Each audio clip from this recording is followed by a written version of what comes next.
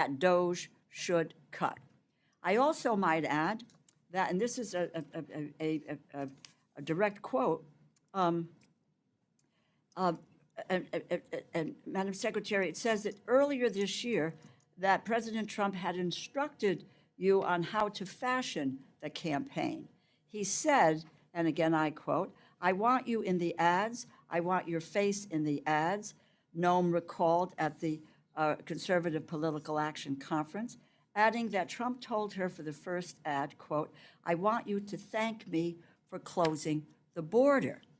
Now, that's politics, quite frankly, at its worst.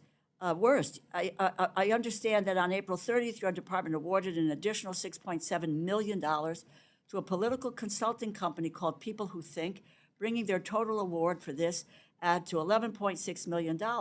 Your department has also awarded $35.5 million for this ad to a company called Safe America Media.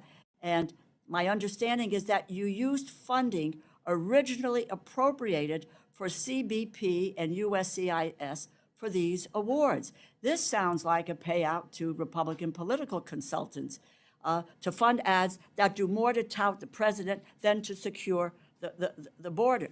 How were the contracts awarded? Competitive process? If so, why is USA Spending say that the contracts were given an exclusion from the DOJ group's limitation on spending awards? This is $200 million.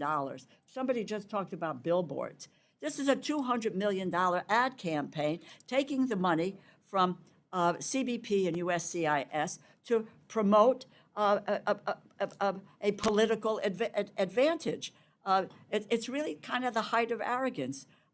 You're looking for more money from us to do that, but you're going to take a portion of the money that we have given you and you're going to spend it on political advertising. I mean, that really is, in Yiddish, the word is chutzpah. It really is that you engaged in here. So I know you're going to tell me. Would you like me to answer? Yeah, I would. And Yes. I foresee that you're going to tell me that these were all competitively bid. They were. Et cetera. And through the exact same process as any other ad campaign would be done, absolutely. And I would tell you that it's not $200 million and that President Trump was very clear from the very beginning that he recognized that the fake news in this country was not going to tell the truth of what the work had been done at the border to secure this country. And these ads aren't only playing in the United States, they're playing in other countries Sure. No, where we I had the understand. largest It's not the invasion point. coming You can into agree this or country disagree on the policy, an but it's- overwhelming Ranking Member Underwood and members of this committee for giving me the honor of being before you today. As a former colleague of the House of Representatives, I recognize the important role that you play in oversight over the federal government and our agencies, and I'm grateful for the chance to come here and talk about all of the good work that the Department of Homeland Security has done, the employees and the people who walk alongside us each and every day to follow through on what President Trump has committed to the American people, and that is to make America safe again. Today, I'm very proud of the accomplishments that we've tackled, and we've delivered the most secure border in American history. At the southern border, we have obtained near total control with daily encounters now down over 93% since President Trump took office. March saw the lowest number of border encounters in recorded history in the history of the United States of America at just under 7,200. That means that there were days where we had less than 200 encounters, which again is the lowest in recorded history. Under the previous administration, U.S. Customs and Border Protection was at times encountering over 15,000 people a day, which mean efforts were diverted into processing and facilitating an invasion of our country instead of doing their jobs. This astonishing turnaround is a testament to the resolve and to the leadership of President Trump to make America safe again, and it is accomplished by the incredible work of the people of the department. The secure border has allowed the Border Patrol to zero in on cartels and their illicit activity, and President Trump has designated 6 different cartels and criminal gangs as foreign terrorist organizations. This has allowed us to use a whole-of-government approach to go after drug traffickers, human traffickers, and in March, fentanyl traffic at the border fell by 54% compared to the previous year. We are enforcing immigration laws to identify, to arrest, detain, and to remove dangerous illegal criminals out of our country. And we're prioritizing individuals that have committed crimes in our communities. Aliens are a threat to our public safety and to our national security, and especially those that are affiliated with terrorist organizations such as Tren de Aragua and MS-13. This includes those who have final orders of removal in place are a priority for this administration. We've also worked with President Trump on his America First trade agenda through the U.S. Customs and Border Patrol actions and enforcement. The Biden administration hollowed out America's industrial base, and they shipped our jobs overseas. Well, President Trump is changing all of that. His actions are proving that tariffs are an effective negotiating tool to address trade imbalances. And in fact, companies are reshoring jobs here in America every single day. The Department of Homeland Security is reforming and rethinking federal improvement in our involvement in emergency response and management as well. President Trump recently announced new members to the FEMA Review Council, which I will co-chair with the Secretary of Defense. Now, this council is charged with fixing a broken system, and it is a system that will, when fixed, return power to state emergency management directors to make America safe again. And we're also taking steps to defend the nation's transportation systems, which are vulnerable to targets and attacks.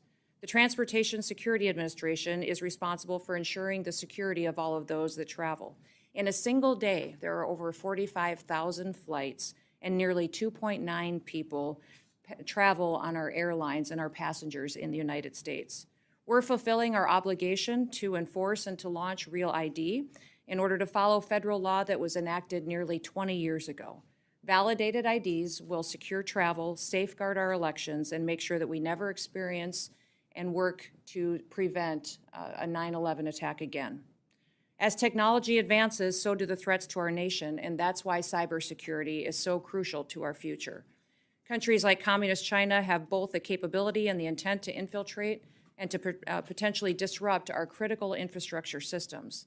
The Homeland Security Department is responsible for 10 of the 16 different critical infrastructures. And despite these threats, the Biden administration instead used CISA to play politics and to police speech. Under President Trump, we've been working to get CISA back on mission and to make sure that they're focused on cybersecurity. Now, the Coast Guard is the only branch of our military and our U.S. Armed Forces that is under the umbrella of the Department of Homeland Security, and it has many different missions with specialized needs going forward. As we secure our southern border, the cartels have shifted their activities to our maritime borders, and the Coast Guard has already surpassed fiscal year 2024 in the amount of drug interdiction numbers that they have encountered, and they have also excelled at search and rescue and illegal interdiction.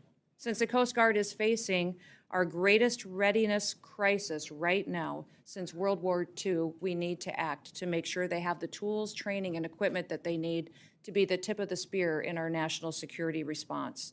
We have a plan to reinvigorate the Coast Guard, and this is a critical component of our Homeland Security mission. Now, with Force Design 2028, which some of you may have heard about already, we will transform the Coast Guard into a more agile, capable, and a responsive force. And since I took office, one of the responsibilities that I have is reforming the Secret Service in the wake of the July 13th assassination attempt on President Trump. We have reassessed the Secret Service's needs. We've refocused recruitment away from what the Biden administration was prioritizing with DEI objectives, and instead bring people in with experience and with training that align with the agency's zero-fail mission. These accomplishments are just a portion, Mr. Chairman, of what the department has achieved in just 100 days. And with the support of this committee, we'll be able to make the department more efficient and more effective into the future. I want to thank Chairman Cole for his kind words. It has truly been one of my greatest honors to have been able to serve with him in his advocacy for the people in his district, but not just the people in his district, but the history to which he's represented the people of the United States. He's a true statesman that works across the aisle to come up with solutions. I'm so grateful for all of you, but I'm grateful for the people that work every day in the Department of Homeland Security. They are examples of bravery and dedication, patriotism, and perseverance. It's our responsibility to give them the resources that they need to meet the challenges of the day, to give them the training and equipment that they rely on to be successful for the American people. But we also have to remain accountable to the American taxpayer and make sure that we're spending money appropriately and where it should be spent to serve them the best. So thank you for the opportunity to be here today. And with that, Mr. Chairman, I look forward to your questions. Thank you, Madam Secretary. I'm going to hold off on my questions until the members have got done to see if some of them are duplicative. And so, Ms. Underwood, the floor is yours for questions. Thank you, Mr. Chairman. This weekend, the president made the remarkable statement that he, quote, doesn't know whether he has to uphold the Constitution. You, however, have taken a different position, both in your confirmation hearing and when you took the oath of office. You said that you were committed to complying with the Constitution. Do you still stand by that statement? Absolutely. I believe President Trump Excellent. as well. Let's start with Article 1, which gives Congress and only Congress the power of the purse. No money shall be drawn from the Treasury, but in consequence of appropriations made by law. But this administration is freezing, terminating, and even clawing back federal grants and awards that were already signed into law. These are taxpayer dollars that were appropriated by Congress for the specific purposes that we laid out. So, Secretary, let me ask you, do you believe the administration has the authority to subvert appropriations law to freeze and terminate congressional funding? The administration and the Department of Homeland Security used our authorities that we have to evaluate every grant that was in front of us and meet statutory requirements, but also to make sure that they were being spent appropriate. So, of What course, we the did through president these is within grants his was to authorities. make sure Ma'am, that this we is went my time. forward. Thank you so much. Of course, the president's within his authorities to drive policy decisions within the bounds of federal law and the Constitution, but that's not what you've been doing. What I'm asking is whether you believe you have the authority to ignore appropriations law. Do you believe that the Constitution gives the executive branch unilateral authority to withhold funds appropriated by the legislative branch? We have evaluated grants to make sure if they're being spent appropriately, and work that is underway and was authorized has continued.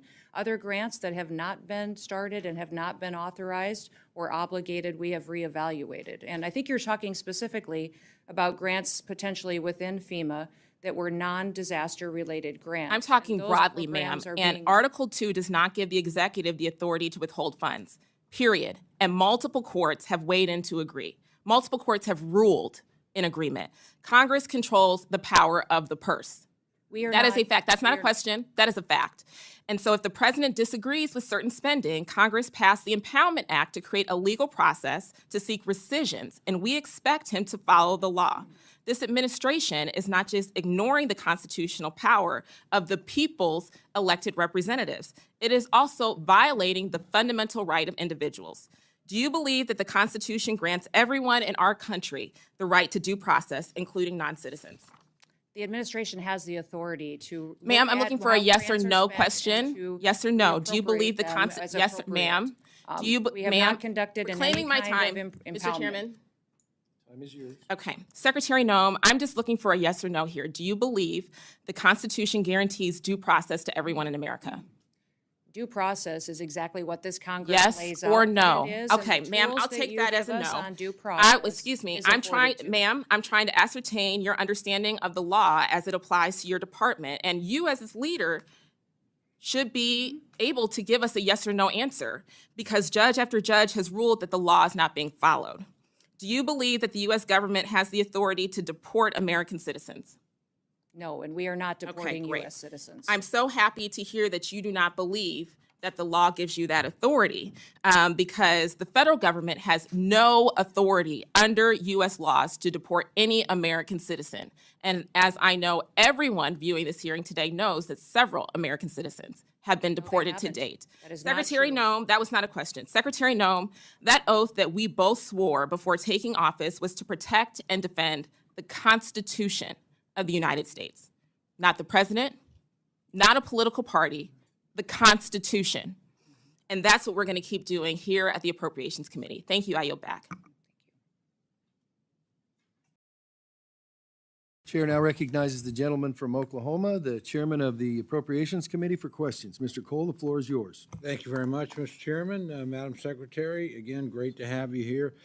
In your service, you've prioritized detaining and removing literally the worst of the worst in our country that have arrived here illegally, including those that have committed violent crimes against our fellow Americans. I think we're all in support of that effort. Can you tell us, and you may not have this information, I'm just curious, how many illegal aliens have committed serious offenses against our own citizens?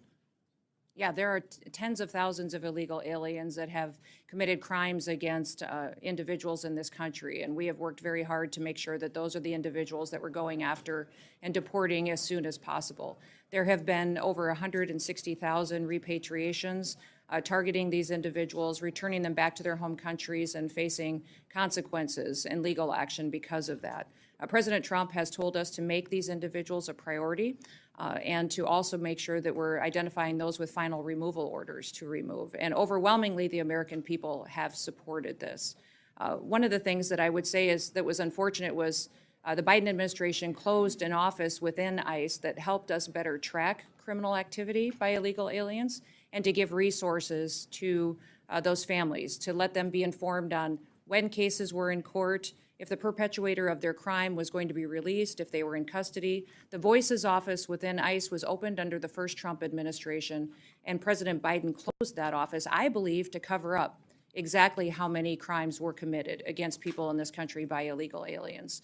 We have reopened that office. We believe that that data would be helpful, and they're continuing to work with people who have been victims of illegal crimes and illegal alien activity in this country. But those data and that information, I don't think we'll ever truly know how much crime was committed and how many were committed against American citizens because the Biden administration refused to track those victims and those crimes as they were perpetuated. Well, I commend you for reopening the office. Let me just as a quick follow-up ask you, and again, this may be information that is not readily available, but I'm curious if we know how many illegal aliens have actually currently have final orders for removal from an immigration judge, and we just haven't had an opportunity to execute those orders.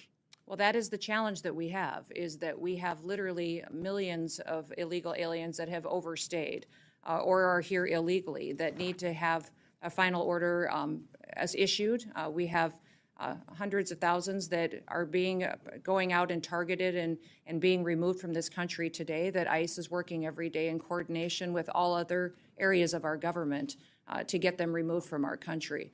But we do have a backlog because this was not a priority under the last administration. So we have up to 1 million cases that are backlogged that need to be processed by an immigration judge in an immigration court in order to make sure that we are having those final removal orders and that we can take action on them. I want to commend you. You mentioned in your statement about pushing on the Real ID Act. I know that's not an easy thing to do, and I'm sure when the day comes, about 30% of the people, as I understand it, that travel still don't have that documentation. Amongst the things you have to consider are what kinds of IDs are acceptable. I would encourage you, as you do that, to look carefully at tribal IDs. I know certainly in South Dakota, but in Oklahoma, we have a lot of our citizens that use those as primary sources, and clearly they need to meet the standards you lay out. But whatever you could do in that regard to both keep those folks informed and work with them so they get into compliance would be very appreciated. We do, tomorrow is the day that Real ID will finally be enforced. It's been a law that's been in place for over 20 years. 81% of the travelers that travel by airline in the United States today are already compliant. So they have IDs that already they will be able to use just like they normally always have been. We will be honoring passports, other federally recognized IDs. Tribal IDs will be recognized. So thank you, Mr. Chairman, for that. And what will happen tomorrow is folks will come through the line and will be issue their ID and show it. If it's not compliant, they may be diverted to a different line, have an extra step, but people will be allowed to fly. We recognize that this is a security issue.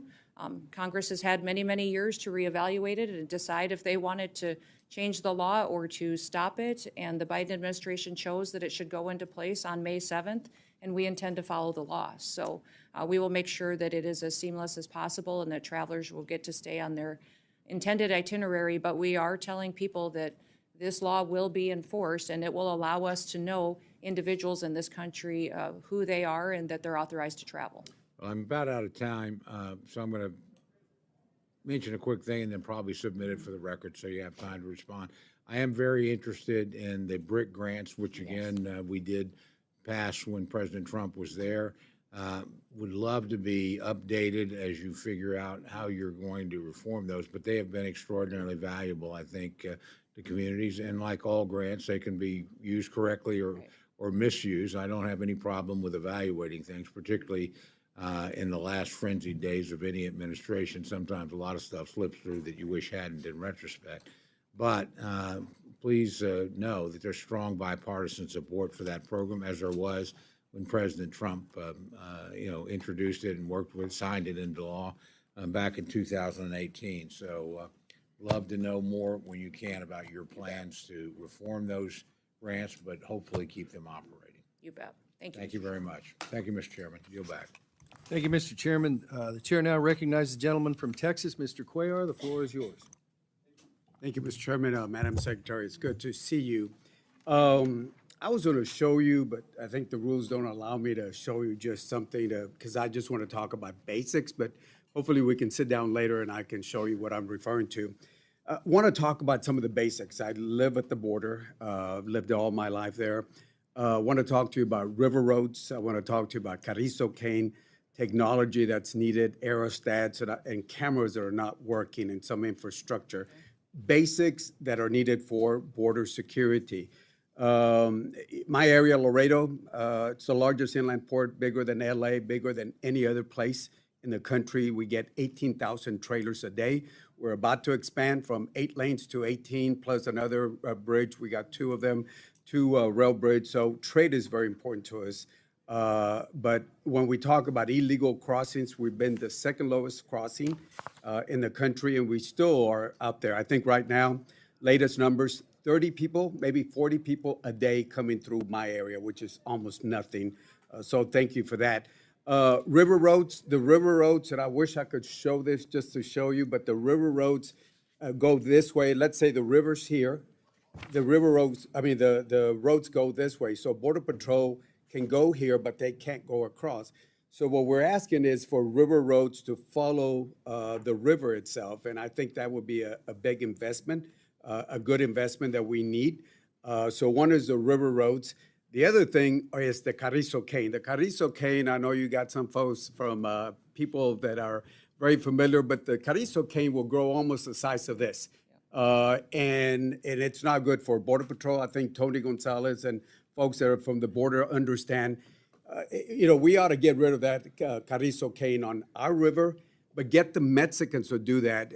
I'll show you the maps, and I know you've been out there, but it shows you the Carrizo cane is on both sides. If we can clear that up, get the Mexicans to do that, that will be good for Border Patrol. So river roads, Carrizo cane, technology in my area, only 1/3 of the cameras are working, and if you ask some of the other Border Patrol, they're not working. Basically, they're using the RVS, which is an old model. They're trying to get the AST towers where more better to use or whatever technology. But this old technology is like going to a car and you fix it and they keep coming. The same thing they're doing right now, they keep bringing folks who are coming in to fix it up. 1/3 of the cameras are working, 2/3 are not working. That's not right. Procurement process needs to be better so they can move faster to buy that technology. And finally, there are dead spots. Even now, with the modern technology, Border Patrol can be in certain areas and dangerous areas, and they don't have the technology and radio that's working. Aerostats, the military has a lot of them in surplus. The problem is in the past administrations, they've hired contractors that Homeland was paying too much money. So we need to look at those aerostats that are available from the military surplus itself. Border Patrol, I think right now we got 19,327. We funded 22,000, and we need to hire more. OFO, the men and women in blue, were at 26,334. We're still below the modern, so we need to hire those officers. So those are some of the things, and I know I gave you a whole bunch of things, but there's the basic things that are important to Border Patrol. Last point, as we try to hire new Border Patrol, I know the reconciliation has something that will affect them, that it has to do with Social Security. supplement. I've talked to a lot of Border Patrol agents, and right now they're crunching the numbers. Do I retire at the age of 52 or do I 57? What's going to happen with that supplemental? So instead of focusing on the border, they're human beings and they're focusing on that. I know that's another committee, but those are the basics that I know I don't have enough time, but I would love to follow up with you and your folks on. Absolutely. I will certainly do that, Congressman. And I want to thank you for talking about the technology needs and the investments that we need at the border in order for these agents to truly do their job and do it with excellence. I will tell you that recruitment at CBP is up over 50%. So as we've allowed them to go back and to do their jobs, we have had more and more interest in people, more applications coming in, and I think that's a fantastic trend, that as people talk about how discouraging it was over the last several years by them not having their hands tied, that now that they actually get to secure the border and work for the American people, that they're recruiting more and more help to be assisting along the way. Thank you. And we'll follow up on the rest of these conversations. Thank you. Thank you. Thank you, Mr. Cuellar. The gentleman from Florida, Mr. Rutherford, the floor is yours for questions. Thank you, Mr. Chairman. And Secretary Noem, I have to say, it's already been mentioned a couple times, the amazing speed with which you all turned around the southern border. And I know that a big piece of that was your endorsement of the 287G program. You know, I fought with Secretary Mayorkas, your predecessor, to try and expand that program. He refused to do it, even though his own acting ICE secretary said in a hearing before this committee that 287G was the best thing since sliced bread because it protected officers and the community. And so I want to thank you for that. You all came in and overnight, it seems, added 300 agencies to the 287G program. That's an amazing accomplishment, and I think that's a reason for a lot of the success that you've seen there. In fact, my own agency, where I had started 287G back 15 years ago, we were part of Operation Tidal Wave, and just great success in Florida with all the sheriffs and chiefs coming together. 1,120 illegal aliens taken off the street, 63% of which, Madam Secretary, actually had criminal arrests and convictions prior to that. So two questions about 287G. Number one, what can we do to help you get more agencies involved? And number two, what do you need from the standpoint of technology? You just mentioned the technology. What can we do to help you get those agencies trained and the technology that they need to get into those databases so that we can actually run these 287G programs, which are better than sliced bread, at top efficiency? Yeah, well, thank you, Congressman, for talking about this program, because it is incredibly important to our strategy of having the enforcement that we need to really address the criminal activities that we've seen out on the ground. 287G is a partnership between our officers, ICE, CBP, that brings everybody to the table. It's an agreement that's signed with local law enforcement or state law enforcement that allows us to operate in a task force model to go out and make sure that we're having more bodies, more people a part and backup of these operations on the ground going after dangerous criminals. We have today, I believe, 598 agreements out there across the country, over 6,200 different officers that has brought alongside of us to work alongside of us to protect our communities, and they've done incredible work. You referenced what was done in Florida on Operation Tidal Wave. Those 1,120 dangerous criminals are off the streets now today, and they are people that were here illegally, broke our laws, and now they are having the opportunity to face consequences and to go home to their home countries. I would say that we're looking for more agreements like that across the country, and we'll continue to build on it. What Florida did by having a whole of state approach is what we want to build out and model in every other state as well. And we've had partnerships from the DEA, ATF, DOJ, state highway patrols. We've had, obviously ICE, U.S. Marshals, CBP, local law enforcement, cities, county sheriffs. People who've committed their whole life to upholding the law and having the scales of justice apply equally to everybody are a part of this team. And it has been wonderful to see people jump in and be a part of it to make sure that we have not just the authorities that we need to go out there and to work, but also to have the local knowledge and the people in their community that really want to be a part of the solution and making them safe again. Well, we look forward to continuing that.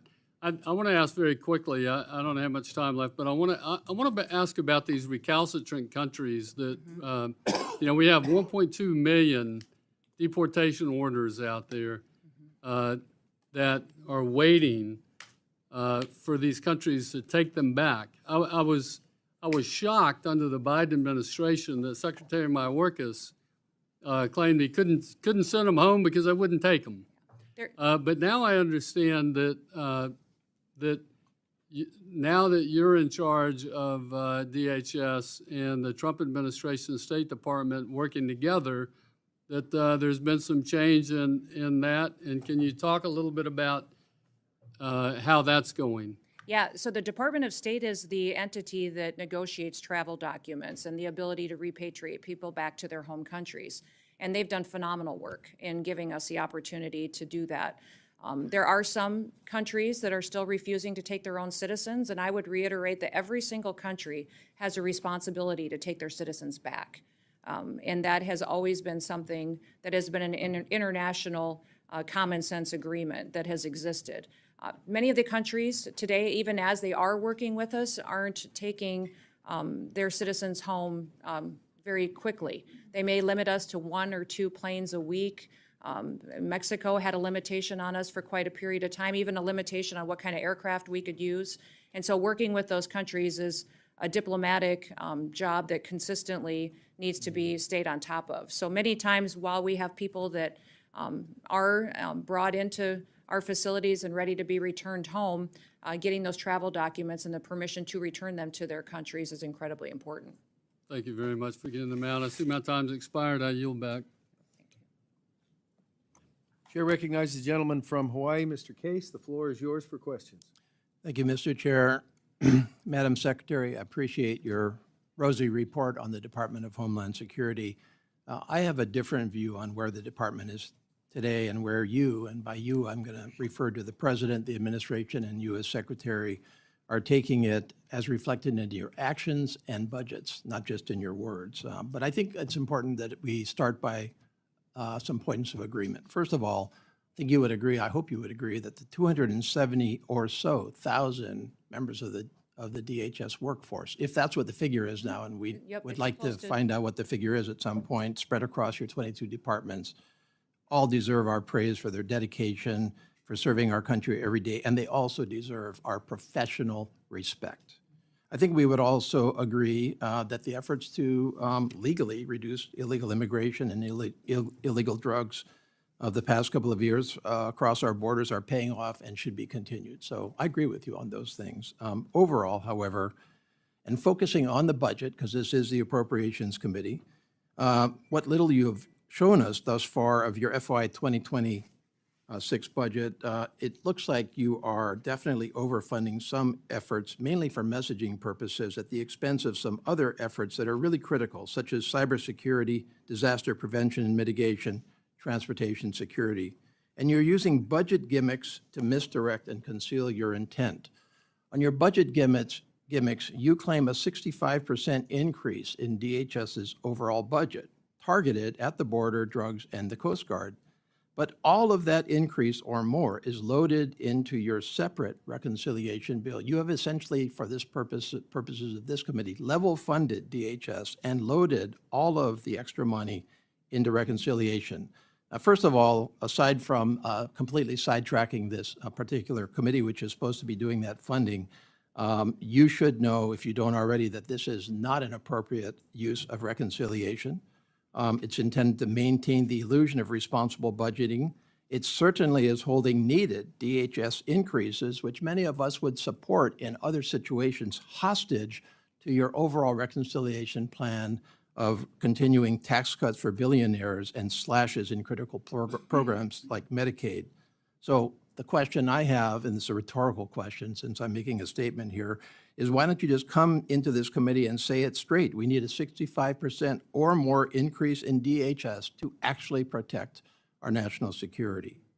Your increase is also heavily skewed to the border generally and CPB specifically, some $20 billion, all of it in reconciliation.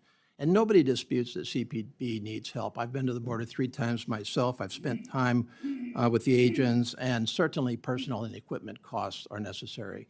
But a question that I have from an oversight perspective is, if you are claiming such success at the border, which without spending all of this extra money, which you're now asking for, do we need to do that at the expense of other programs? And I mean the non-personnel stuff.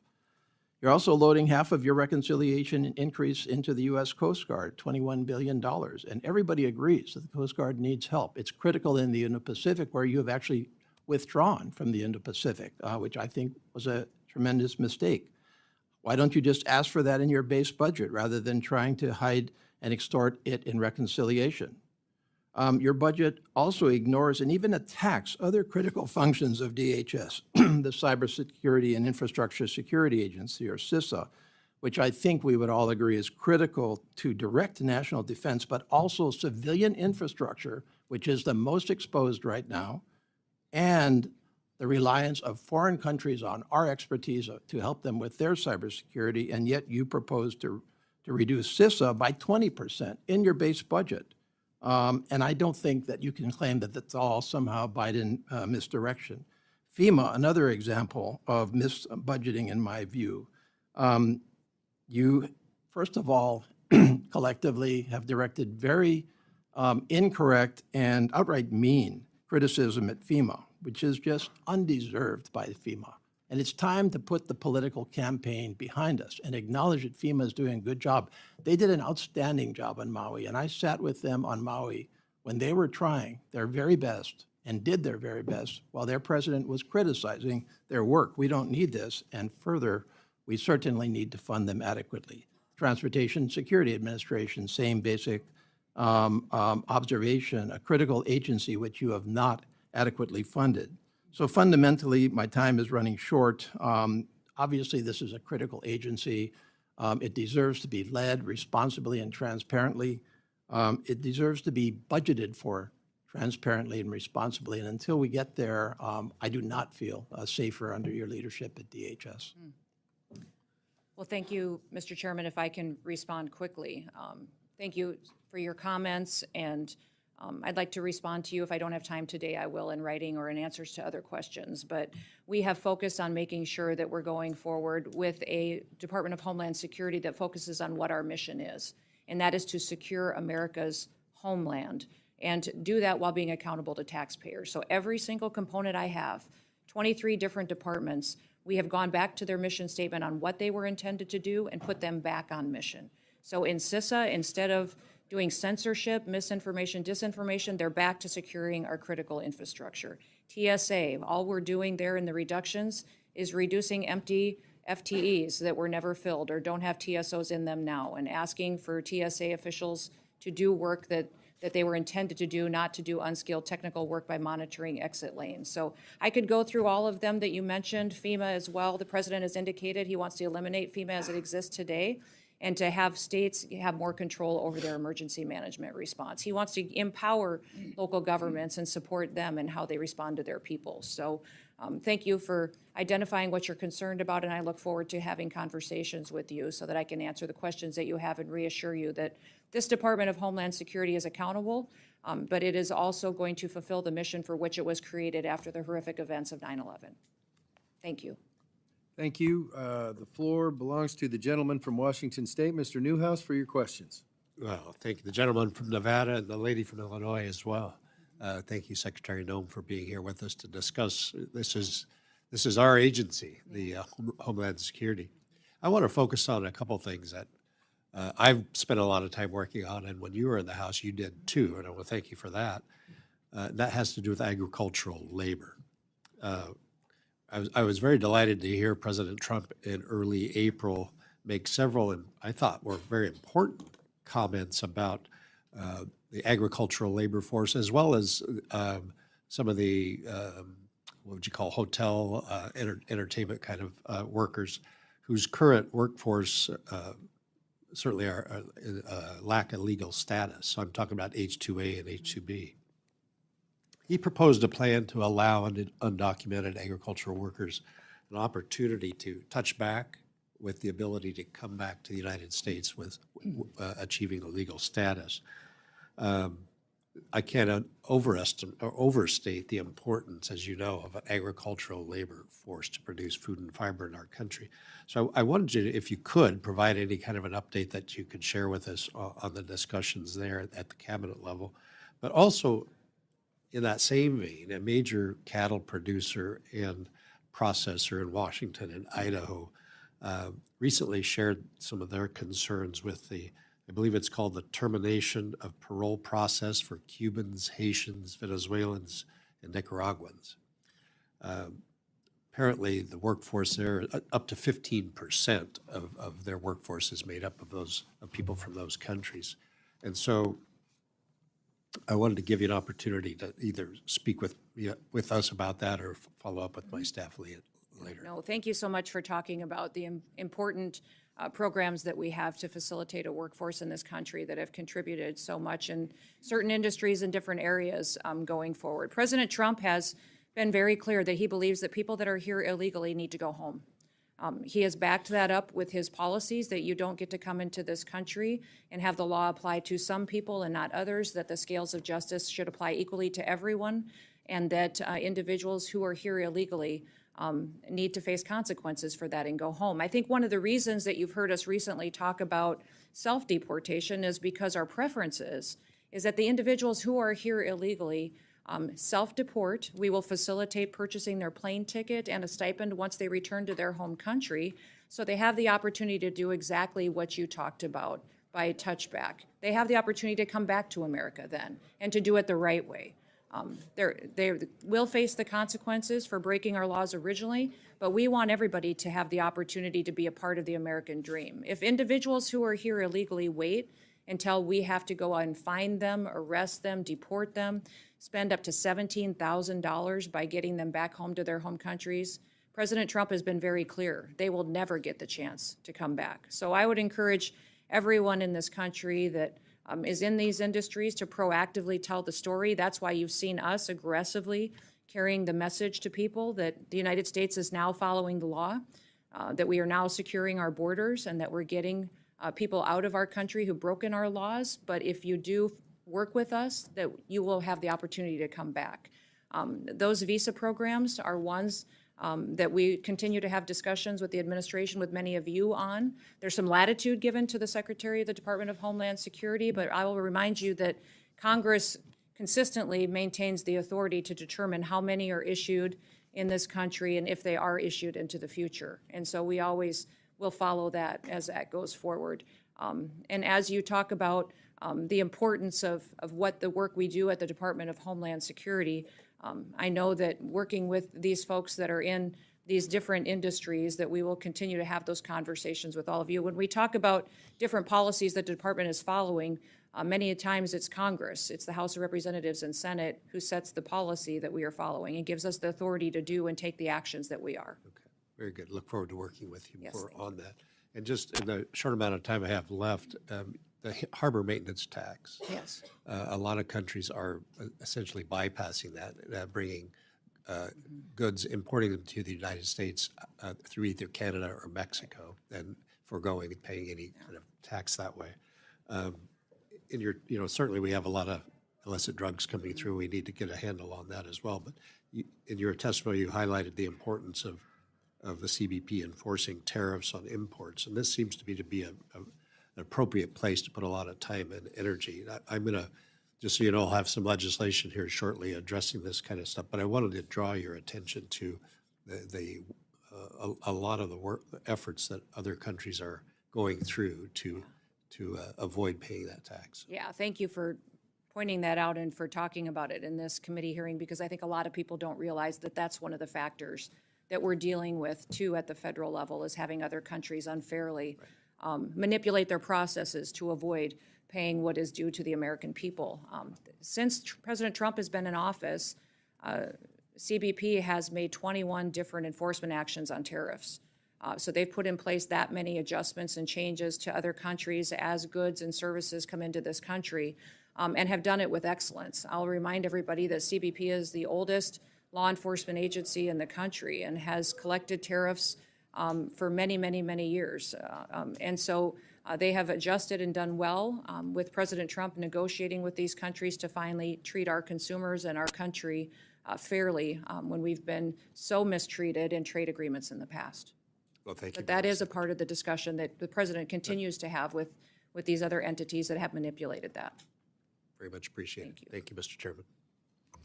The gentlelady from Texas, the floor is yours for questions. Thank you, Mr. Chairman and Madam Ranking Member. Secretary Noem, thanks for being here. Appreciate it. I'm proud to represent my border community of El Paso, Texas. Born and raised there, third generation border resident. My kids are fourth generation. I have a lot of questions, and I've structured them in a way that they should be simple yes or no. So I'm going to ask that you please respond as simply as possible so I can get through as many of my questions as possible.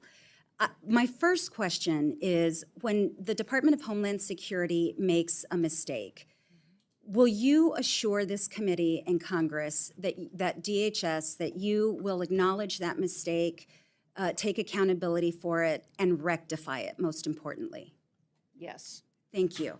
And I'll follow back up with that question. I want to first, one of the first topics I want to talk about is what President Trump said recently: homegrowns are next. And I'd like to enter into the record an NPR story. Homegrowns are next. Trump hopes to deport and jail U.S. citizens abroad. I was happy to hear your acknowledgement that that is not legal, but I am curious about the reconciliation bill and the appropriations requests that you will make.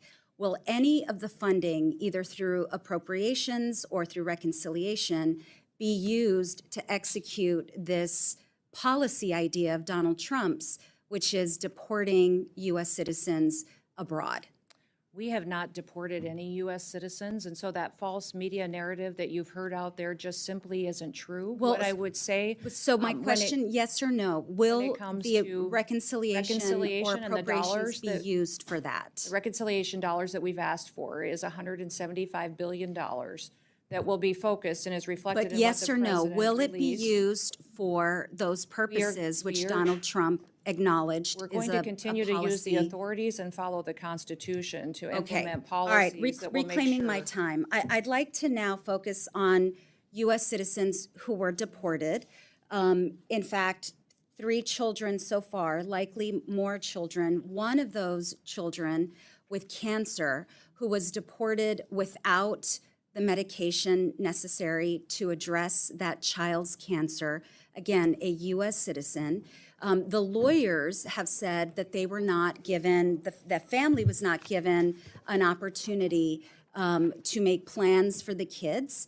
And so they were deported, essentially, again, U.S. citizens. I have a question about the forms that ICE is supposed to utilize when engaging with parents who have children, the parents who are being deported, and the U.S. citizen children.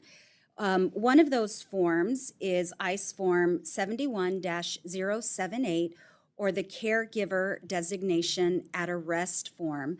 Were any of the individuals who were deported, who had U.S. citizen children deported with them, were they given an opportunity to sign that form?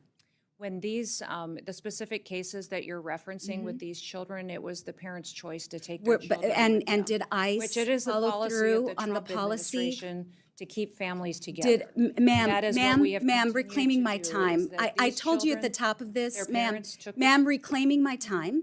I said that the questions are really simple, yes or no. Was that form used in any of those cases? I will get back yes to you or on no? that Okay, specific form. I perfect. don't know the Thank number, you, but I do that's- know these mothers Okay, went on thank the you. record The filling out second form, paperwork ma'am, and in reclaiming my interviews time. reiterating Ma'am, they wanted please, to keep their ma'am, children with them. reclaiming my time.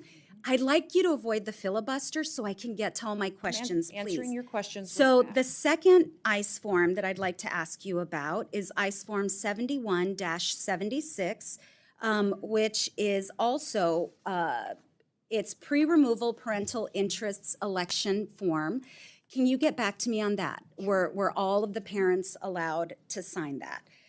Are the parents allowed to speak to lawyers before they're deported or to speak to their U.S. citizen spouses before they're deported? They are given the opportunity. Okay, to- so you can guarantee that every one of those parents, We followed all the normal policies and procedures and so they were everything. allowed Every to case was talk to a handled lawyer? That's a exactly yes? As it is authorized. Is that and a laid yes? out by- That's a yes? Everything was handled That's- appropriately and but- correctly. But did in they all every get to single talk case to a that you've lawyer? Okay, addressed reclaiming my Under the time. policy.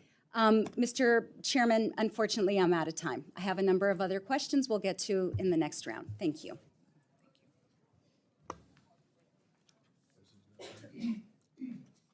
Gentleman from Arizona, Mr. Siscomani, the floor is yours.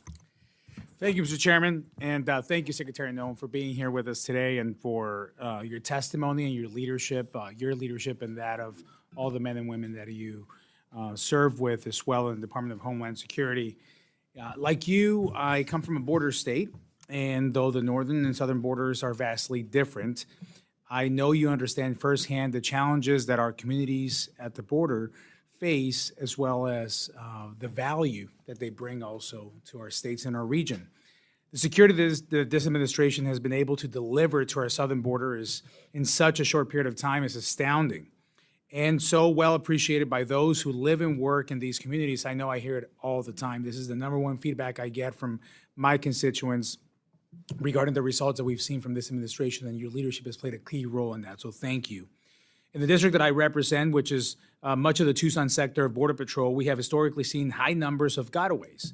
I understand there have been around 65,000 gotaways this fiscal year. What resources or what resource investments for both technology and infrastructure are you planning to make, and how those will be reduced in numbers for the future? The gotaways, of course, are troubling. We've seen a lot of the reported numbers come down, but these gotaways, that's I know it's a key issue for you as well, and a focus. So on that, and then particularly, could you speak onto the technology that we'll be using in these rough terrain areas like Southern Arizona, which is so different from other border areas, including my friends in Texas. When you go to Arizona, it's just broad terrain, rough, some areas hard to even build any kind of barrier or wall. So technology plays a big role there. Can you speak to that? Yes, thank you so much for talking about the fact that as we've secured our border and as we've addressed the challenges and in the areas of the southern border and northern border where we saw a lot of folks crossing illegally, and we've put more resources in those areas or what was necessary to really follow our federal law and keep American people safe. We've seen that some of the traffic has pushed to other areas, maybe areas that weren't well-traveled before, and now gotaways are trying to take advantage of that. They also have pushed heavily towards the maritime borders and out into the waters. The Coast Guard is seeing much more traffic. They're also seeing the cartel activity out there of trafficking of drugs and human beings and technologies that they're having a difficult time keeping up with. The Coast Guard has been neglected for many, many years, and they don't have the airframe, and they don't have the cutters to keep up and even to manage and maintain the horsepower needs that they have to catch and interdict some of the smuggling activities that are going on. You referenced some of the rough terrain and what we need to do as far as CBP and investment on this border. Frankly, we're going to use the latest and greatest technology that would be available to us as far as surveillance equipment, cameras, satellite images when possible, and also the Aerostar, like Congressman Cuellar was talking about, some of those technologies in areas to help those vulnerable areas have more eyesight to truly know what is crossing there so that we can interdict it before it comes into our country. I would talk exclusively too about how we've been able to diplomatically work with the country of Mexico. President Trump's strong leadership has helped Mexico be more proactive than they ever were before too. And so in my conversations with government officials, they've indicated to me there could be as many as 500 to 600,000 illegals that never reached our border because when they got to Mexico and heard that our border was closed, they turned around and went back. So a combination of solutions is needed. You absolutely have to have a president that cares about keeping us safe. We now have that in President Trump, but also making sure that we have the people and the equipment necessary for CBP and for ICE to do their job, but then the technology which you referenced, which is needed. We have scanners that we need at ports of entry so that we can scan our shipments, our rail, and even our air freight. Much of that, we don't necessarily know what's coming in containers and small packages. Those technologies are critically important, and why you see a request in increase in funding to address those challenges that simply were neglected for too long under the Biden administration. Excellent. Thank you so much for that. You know, you mentioned the diplomatic conversations as well. I think that's something that doesn't get enough attention of the power of strong leadership in the White House now and the reaction of not only Mexico, but the rest of Latin America on this. I think that's key, and we want to partner with Mexico and other countries on this. With the little time that I have left, do you mind just speaking of the morale of the agents and your efforts on recruiting and retention? I think that goes hand in hand with the technology piece as well. Yeah, the morale of the Department of Homeland Security agencies and departments and the employees that work there is fantastic. We have incredible numbers in recruitment, people who want to be a part of the agency that are signing up and submitting applications. I referenced earlier that CBP has over 50%, I believe it's 54% increase in recruitment. ICE as well, maintaining and excelling at its recruitment efforts and getting officers and people who want to be a part of the team or coming out of retirement. We have the Coast Guard is at 108% increase of its recruitment. People that understand the mission and they want to be a part of the many different skill sets that the Coast Guard can bring to partnering with our military departments, but also going out there and helping at the border and continuing on with their search and rescue mission. And then you look at the Secret Service, because of the recruitment efforts that we've had in putting those agents back on focusing, hiring expertise, hiring experience, instead of DEI programs, the Secret Service recruitment is up almost 200%. The applications we've gotten have been fantastic by telling our story and that they can be a part of an agency that protects the most powerful in the world. It truly has been inspirational. So I believe that some of the narrative that the Democrats have used to attack the Department of Homeland Security just simply isn't true. The people that are wanting to come and work for us are inspirational and they're true Americans. Thank you for that. Chairman, I yield back. Gentleman from Texas, Mr. Gonzalez, the floor is yours for questions.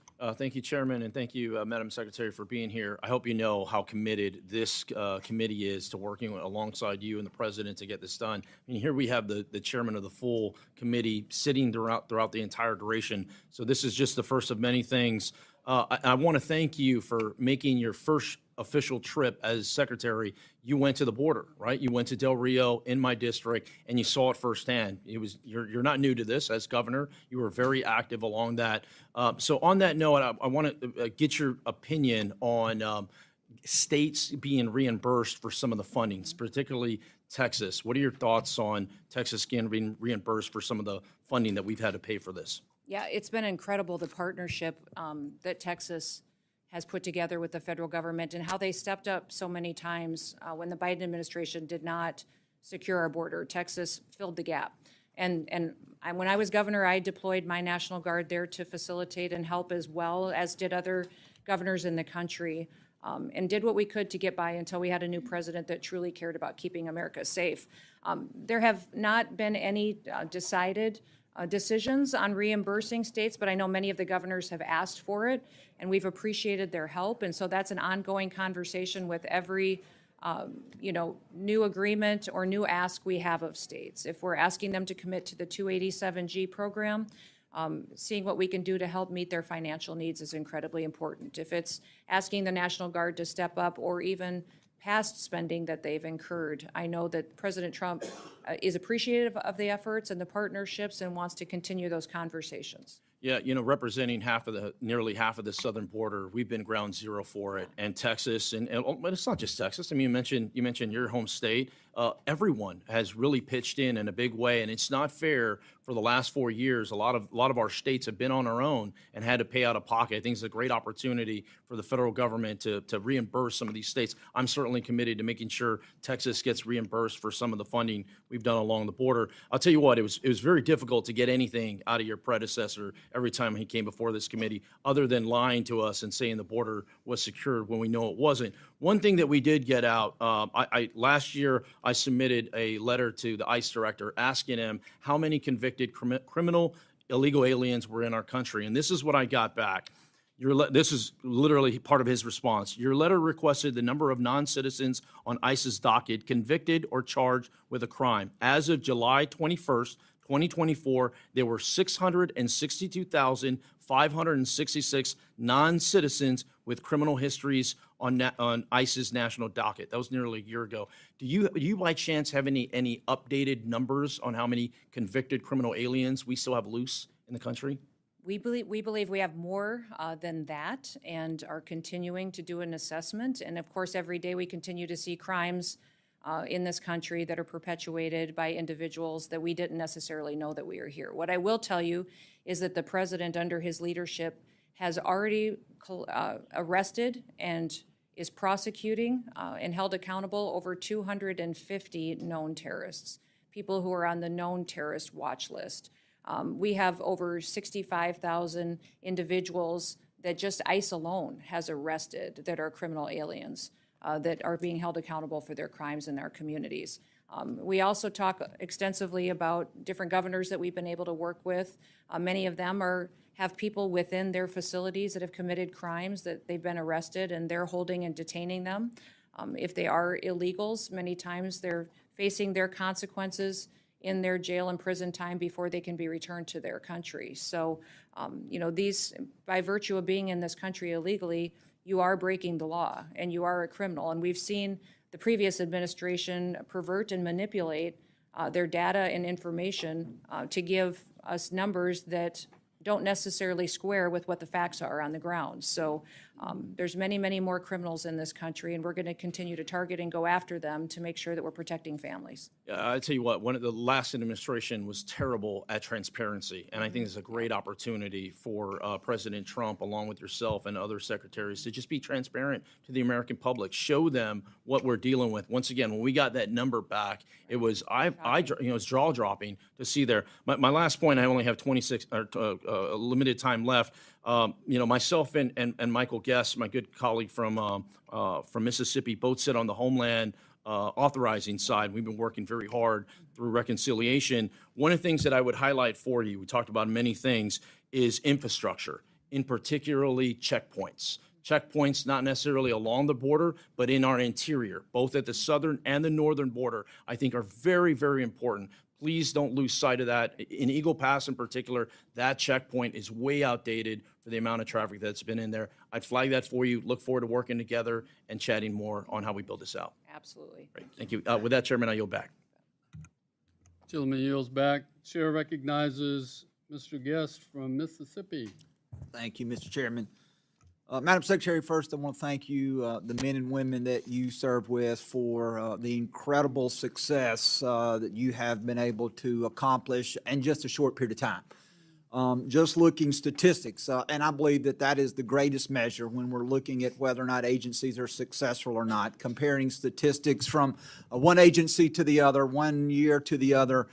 We know that last month CBP reported 11,017 encounters across the southwest border. Looking back a year, so March of 2024, under the Biden-Harris administration, 189,000. March of 23, 193,000. March of 2022, 222,000. So looking at just the metrics of what you and your men and women who serve with you have been able to accomplish, again, I believe is incredible. So when you leave here, please return to those men and women and thank them on behalf of all, not only the members of Congress, but all the people from across this great nation who are in gratitude for their continued service. As Representative Gonzalez said, he and I both serve also on the authorizing committee. And last week we were able to mark up legislation that included roughly $46 billion for additional walls, barriers along the southwest border.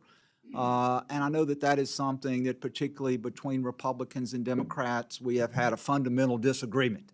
And I would ask if you would just kind of take a moment to talk about the importance of the investment and walls and borders, barriers along the southwest border, and how that not only does that make our nation safer, but the importance that it is providing to the men and women who serve at CBP to make sure that they can better perform the duties that we've taxed them with. Well, thank you for talking about the importance of having not just enforcing of our laws in this country, but also infrastructure and security procedures that give us a wall. And that wall may look different based on what the topography is or the geographical location in this country on our southern border, but also on our northern border. And then when you talk about our maritime borders as well, we can't neglect the fact that we have needs there and infrastructure that would help us make sure we know what's coming into this country, who's coming into this country, and if it's appropriate and if they should be. Since President Trump has been in office, we have installed 77.8 miles of new border. That includes steel bollard fencing, but it also includes temporary border and some waterborne as well. We have 11 contracts that have been awarded to put in over 40 miles of new border as well, and we still have 5 contracts that are pending. And I want to thank you for focusing resources to continue to make sure that we're building infrastructure and building in wall and making sure that we're having what we need for each area to address the concerns that are there. That border wall will be built that is steel in areas that it's appropriate for, but the other areas may require us to do buoys. If we do have, waterborne areas such as, the Rio Grande and places like that, that it is required, and then having technology and cameras and the ability to see distances where we may not have the ability to put in fencing and even concertina wire and panels that would be used and are putting in temporarily right now as well. So the diversity of what happens is incredibly important. We're addressing the needs as they see fit, but we're going to continue to move forward with putting up that infrastructure because it does slow down traffic, it sends a message, and it gives our CBP officers more opportunities to truly address the security concerns that we've had in the past. And Madam Secretary, in the last roughly minute that I have, I want to address an issue that near and dear to my state. March the 15th, we had a series of tornadoes that came through Mississippi. Half a dozen individuals lost their lives that day. It impacted roughly 20 counties, so roughly a quarter of our state was impacted. Shortly after the storms, I, along with many of the other elected officials, we went and we visited those areas that were impacted, and I'll tell you that some of the damage has been extreme. Our governor and MEMA quickly requested disaster assistance, but at this point, the review of that process is still pending. And I understand that that takes time, and I don't want to rush anything